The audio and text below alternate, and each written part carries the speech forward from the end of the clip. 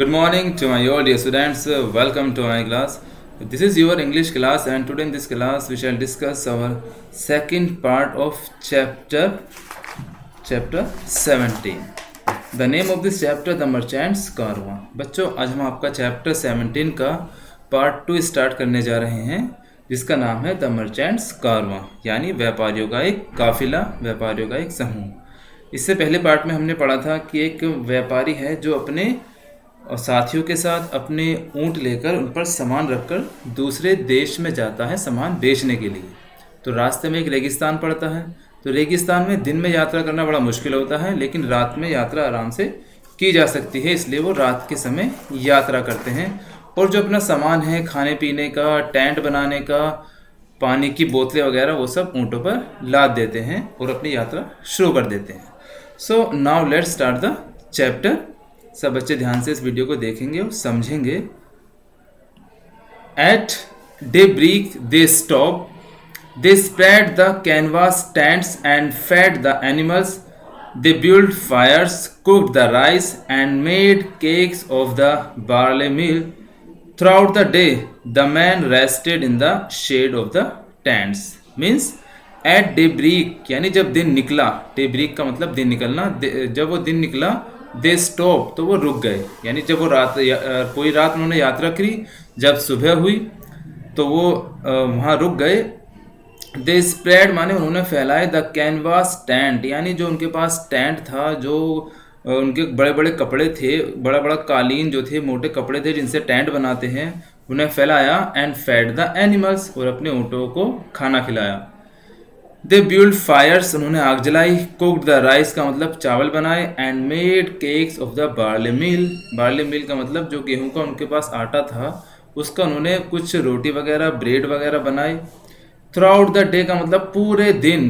The man rested in the shade of the tents यानी जो पूरे दिन सभी व्यक्तियों ने उस टेंट के नीचे, उस टेंट की छाया में आराम किया। Let's see the next stanza.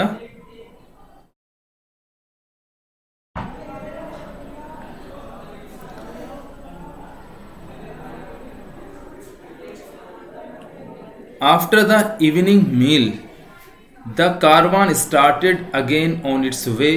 In this way, they traveled for 3 long, silent nights. Early on the third morning, the camels raised their hands, stretched their nostrils and hastened eagerly forward. Means after the evening meal यानी शाम का खाना खाने के बाद the caravan started again, जो कारवां था, जो समूह था, वो दोबारा शुरू हुआ। on its way का मतलब अपने रास्ते पर।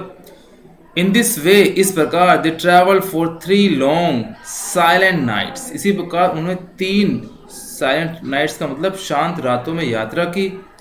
Early on the third morning यानी तीसरी सुबह, the camels raise their heads, जो उनके ऊँट थे, कैमल्स थे, उन्होंने अपने हेड्स का मतलब जो सिर थे वो उठाने शुरू कर दिए। स्ट्रेच्ड देयर नॉस्ट्रिल्स, नॉस्ट्रिल होती है जो उनकी नाक होती है, उन्होंने नाक से जो है अपना सिर हिलाया, नाक को फैलाना शुरू कर दिया, यानी नाक को खींचा, फैलाना शुरू किया। स्ट्रेच का मतलब फैलाना।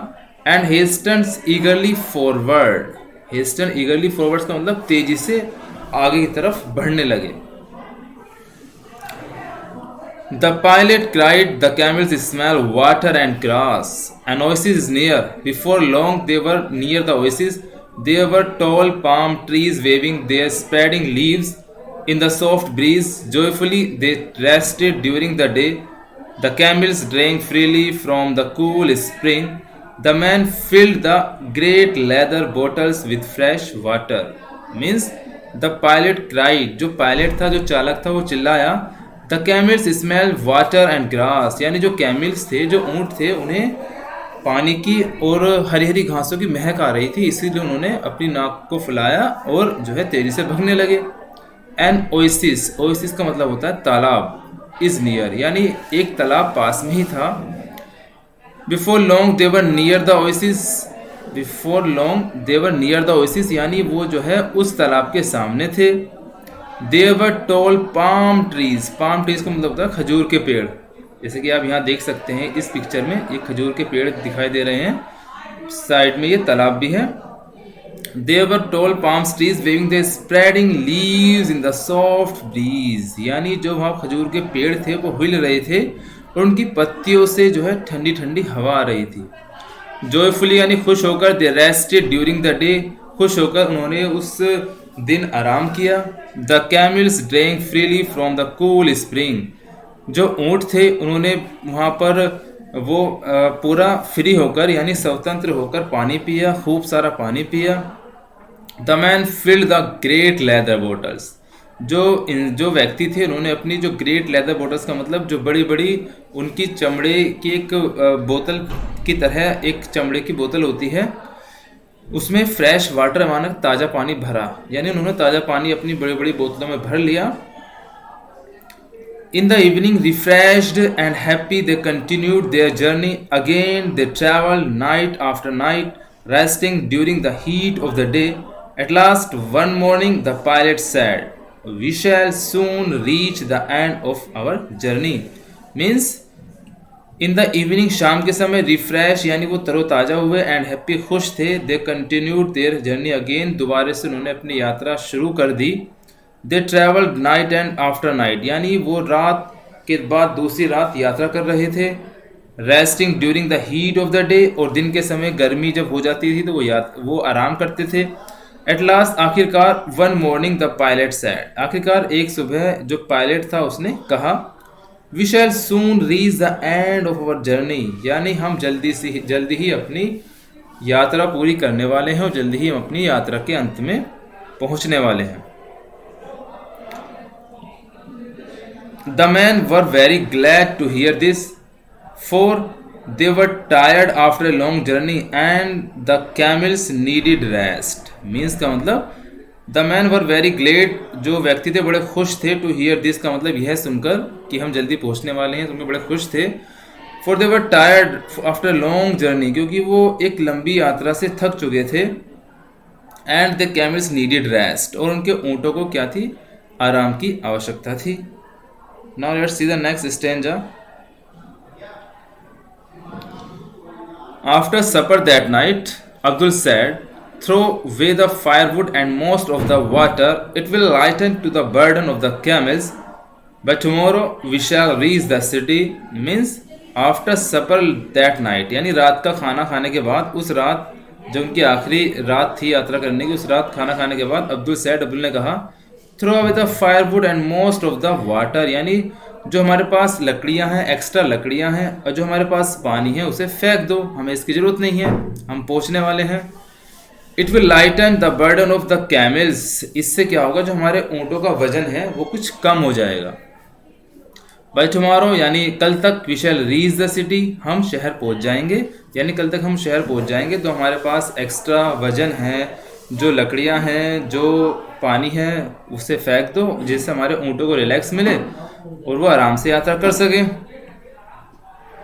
When the caravan started that evening, the pilot was leading the way as usual, but after a while, weary with many nights of watching, he fell asleep. The caravan traveled the whole night, and at daybreak, when the pilot awoke and looked at the last star, he realized that they were going in the wrong direction. Means when the caravan started, जब उनका काफिला शुरू हुआ, that evening यानी उस शाम को यात्रा करने के लिए शुरू हुआ, the pilot was leading the way as usual, जो पायलट था, जो चालक था, वो अपने रास्ते पर पहले की तरह आ गया था। बट आफ्टर अ वाइल का मतलब थोड़ी देर बाद, weary with many nights of watching, क्योंकि वो कई रातों से जगा हुआ था, ही फॉल एस्लीप, तो वो सो गया। The caravan travel the whole night, उनका काफिला पूरी रात यात्रा करता रहा। एंड एट डेब्रिक, और जब दिन निकला, वैन द पायलट अवोक, जब वो चालक जागा, and looked at the last star, जब उसने आखिरी तारे को देखा, ही रियलाइज्ड, रियलाइज का मतलब होता है जानना, पहचानना, ही रियलाइज, वह जान गया, दैट माने कि they were going in the wrong direction, कि वो गलत दिशा में चल रहे थे। हेल्ट, ही क्राइड, वह चिल्लाया, हेल्ट, अरे ये क्या हुआ। हेल्ट का मतलब एकदम चौंक जाना या रुकना, वह रुका और चिल्लाया, the camels must have turned while I slept, यानी जब मैं सो गया तो ऊंट गलत दिशा में मुड़ गए।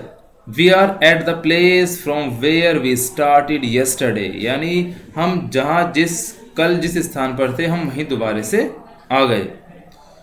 Everybody was stun to hear the news, यानी प्रत्येक जो था वो स्टंट हो गया, चौंक गया, चकित रह गया यह सुनकर।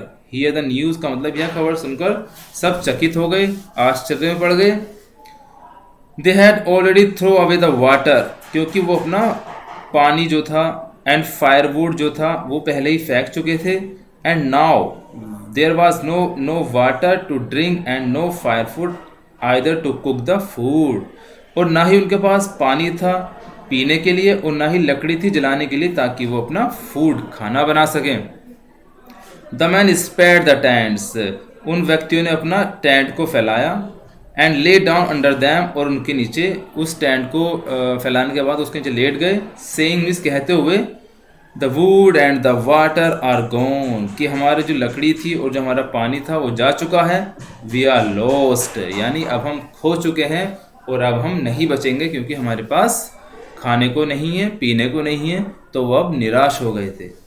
तो बच्चों आज की वीडियो में इतना ही रखते हैं। इसका अगला पार्ट हम अगली वीडियो में पढ़ेंगे जो इसका थर्ड पार्ट होगा। सभी बच्चों को अच्छे से इस चैप्टर की रीडिंग करनी है और अच्छे से इस चैप्टर को समझना है। That's all and thank you.